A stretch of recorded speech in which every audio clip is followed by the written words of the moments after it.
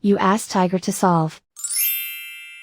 This deals with linear equations with one unknown. The final result is x equals 31.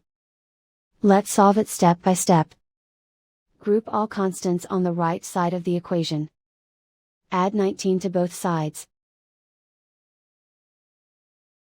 Simplify the arithmetic.